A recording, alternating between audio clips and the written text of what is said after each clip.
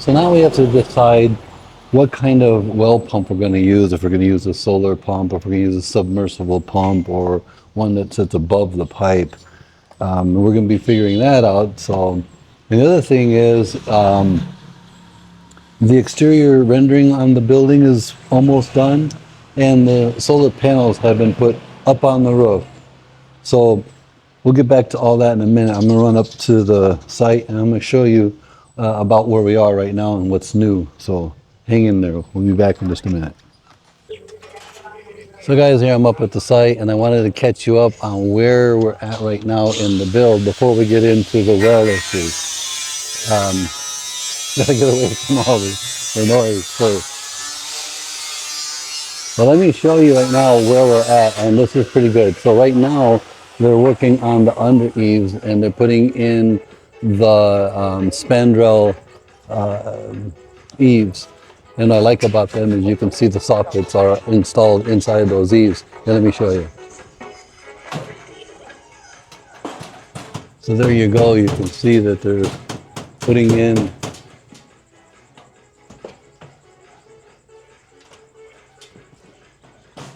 the eaves.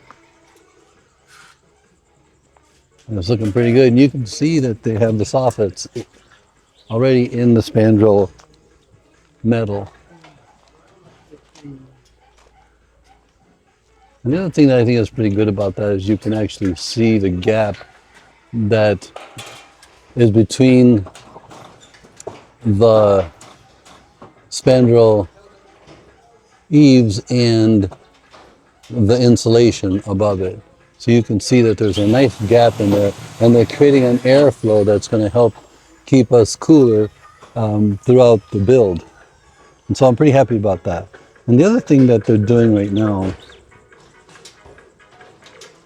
and so the other thing that they're getting done right now, which is exciting for us, is in the interior, they're starting to get the finish done on the interior. Let me show you some of the stuff that they're getting done here.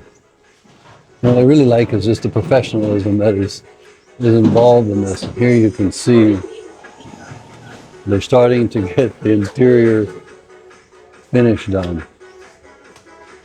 And it's just looking great. And you see on this one here is more of a rough finish on these right here. And this is when it's a little bit more finished. It's really looking great. And here, let me show you in here. You can see more of them done in here.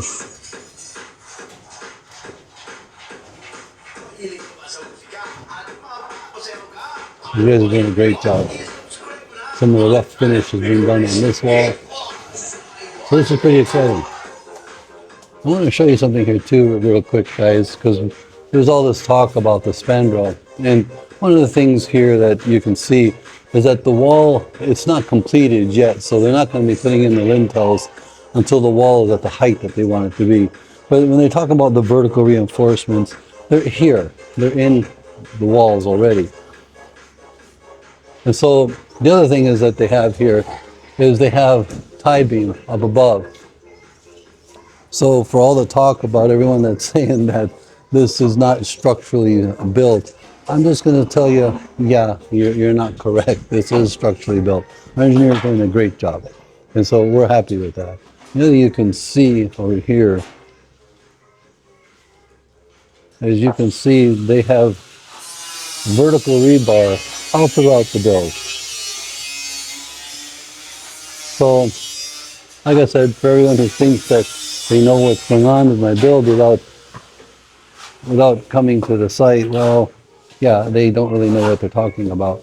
All they're doing is they're just making guesses off of what they're seeing on the video, and they're not really here talking to my engineer or even talking to me or coming here and actually looking at what's being done. So just so you know, that's how that is. Now, I have some footage of the solar panels as they were put up, and I'll show you them that right here. And what they did is they put 20 panels up, and we did decide to go on the roof. These are bifacial, and am I concerned whether or not the ¿Cómo está? Lambaga bigat. So, what was I talking about? Um, I lost track of what I was talking about. Anyway, so just so you know, oh, the solar. They put 20 panels up on top, and we did decide to put them up on top of the roof. They are bifacial, and we're not really worried about whether or not we're getting much reflection for the underneath. And I'll tell you why. First of all, that is just additional kilowatts that we will get from that. It's not going to matter in regards to what our calculations were for our need that we're going to get from the surface reflection that we're going to get from the sun throughout the day. We're here in the Philippines. The sun's really hot and it's here quite often. So that part, what I asked the contractor about that, and what did it cost us to get the bifacial, because it will reflect a little bit, and it's just going to be additional. And what did it cost us? It cost us $68 to put bifacial panels up. That's the additional cost for it to be bifacial. So yeah, I'm not too worried about that anymore. And they will be, so we made that milestone payment on that, which was 50%, because they put the materials, they bought the materials, and they've already installed it, and you'll see that here. Now, the other thing is that we're concerning ourselves with is the pump, the pool pump, because we're not sure whether or not we should go submersible or if we should do one that sits on top. Now, we're definitely leaning towards submersible. And, I've been doing some research on YouTube, and I'm not quite sure how this works, because the piping here is 2 inches, and I'm not sure how they put in the submersible tube, the pump. Is it less than 2 inches and it fits in there? I don't think so. So do they have to change the pipe out? Let me show you. So you can see that this is 2 inches right here. And so when they take this off, is the pump smaller than this 2-inch width? And then it fits all the way down into the aquifer? I'm not sure how that works, guys. So if any of you guys know how that works, please put it in the comments, because I'm curious as to how that works so that we can make a good decision on that. Now, I've heard it said that it's best to do the submersible. And I also heard that it's probably going to be best if we do at least up to 1.5 or 2 horsepower. And we're going to probably go with a 2 horsepower to get as much as we can. And we were concerned for a little while about how much water we were getting out of the well. And so we extended a pipe down into aquifer. And this is a really old-fashioned pump. If you look at this is an old-fashioned pump, and the cylinder on it is just really weak and old. So we're not getting a lot of draw from it right now. But when I really pump that bad boy really hard, then it starts to really come in, and we can see a steady flow of water. So we're pretty confident that when we put in a submersible, that we're going to get a good steady flow of water. Now, some people have said that even if you put one on the top, a pump on the top of this, that you will still get a good steady flow of water. But I'm not sure that's the best way to go. And and so we're having a lot of conversations about that. Now, let me show you the exterior of the building here a little bit, because pretty much on the exterior of the building, they have completed the rendering. And you can see how they have completed it. And yes, there are vertical rebar throughout, or horizontal rebar throughout the build. There is a tie beam up on the top, And so we know that this is structurally sound, and we're pretty confident that our engineer knows exactly what he's doing. Let me see if I can show you as I go around the building here more of the rendering. So one of the things we're really hearing a lot about in the comments is about the lintels, which are they're metal supports that go around the windows, around the doors, to help strengthen those openings.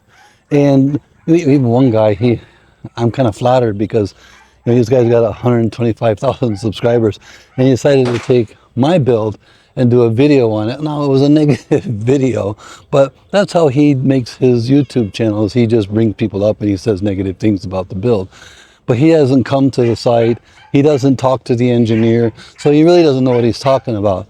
But, hey, he gets a lot of views, and, a lot of people chime in on things. And the only disservice that I think that he's really doing is that and I saw it in the comments, because I didn't watch the video. I'm not going to give him watch time on that. But what I did see in the comments was, what was it? Oh, another expat saying, oh, that's one of the reasons why I'm afraid to build in the Philippines, because of the substandard construction that's done there. And that's just not true. And so that's a disservice that he's providing to those guys who want to come here and build. It's not true. You can get an engineer who knows what he's doing, who will build a structurally sound building. Let me show you here the front of the building, and you can see how nicely it's coming around. It's looking pretty good. Now, some of the openings you can see still are rough. They're not completed, and when they are completed, the lintels will go in. And some of them already are in. So you just can't see it. So with that said, you can see the one other concern that we have is that if you look up at the eaves up there and the flashing, all the rivets that are showing. So we're not sure what we want to do about that, but we are thinking that we're going to say we want those rivets painted. Another thing is that if you see the lower part of the flashing is brown, and we were expecting the whole thing to be brown, not brown, and I don't know what color that is, if it's gray or whatever that color is above it. But if that's the case, we might be saying that needs to be painted too, because in our 3D rendering, it shows this as being brown. That all brown, and then the under eaves is also brown. The spandrel under eaves are all brown. And so that's kind of an issue that we're going to have to be figuring out. But otherwise, you can see that a lot of this building is being done. And some of it is still rough. So if you look at this here, you can see this is still rough. They're not finished here, and they're not finished above there. But you can see over there, they are working towards finishing. Above it, they're working towards the finish. So this is something that just takes time, guys. It just takes time. It doesn't happen, all at once. And they do things according to what the need is. So, yeah, we're pretty excited as things are rolling along here pretty fast. Anyway, guys, if you have any thoughts on what kind of pump we should use for the well and ideas on how that actually works, I'd appreciate it. Go ahead and put it in the comments and let me know what you think. And that's it for this video, guys. We'll catch you on the next one. Bye.